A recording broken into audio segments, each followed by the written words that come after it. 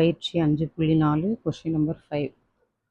y² = 8x என்ற பரவளையத்திற்கு t = 2. t அப்படின்னாலே துணை அலகு வடிவம்னு அர்த்தம். t = 2இல் தொடுகோட்டு சமன்பாடு காண்க. குறிப்பு கொஸ்டின்லேயே அவங்களே கொடுத்துட்றாங்க, துணை அலகு வடிவத்தை பயன்படுத்துக. அப்படி இல்லைனா கூட t, தீட்டா இந்த மாதிரிலாம் வந்தால் துணை அலகு வடிவத்தை பயன்படுத்தணும். ஓகே, கொஸ்டின் எடுத்து எழுதுங்க. y² = 8x. ஸோ இதை பார்த்தோன்னே இந்த ஃபார்முலா ஞாபகம் வரணும்.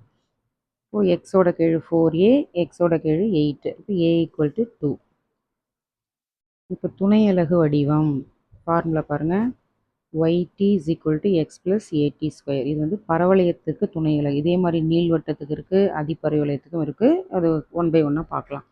ஓகே, துணை அலகு வடிவம் ஃபார்முலா எழுதிட்டிங்களா? yt = x + at². டீயோட மதிப்பு என்ன கொடுத்துருக்காங்க? 2. இப்போ t வர இடத்துல நம்ம என்னென்னு பிரதியிட போகிறோம்? 2ன்னு பிரதிட்டா இது கிடைக்கும்.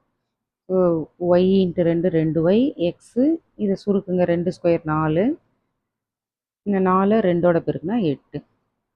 ஸோ இந்த டேர்ம் எக்ஸ் ப்ளஸில் இருந்தாலும் இது அப்படியே இருக்கும். இந்த +2y இந்த சைடு வந்தால் -2y மாறிடும். ஸோ இதுதான் தொடுகோட்டின் சமன்பாடு. ஸோ இந்த துணை அலகு வடிவ சமன்பாடு நார்மலாக வெறும் தொடுகோட்டின் சமன்பாடுன்றது வேறு, அது முன்னாடி இருக்கிற கணக்கில் நீங்கள் பார்த்துருப்பீங்க. துணை அலகு வடிவ சமன்பாடுன்றது t இன்வால்வ் ஆகும். So yt = x + at².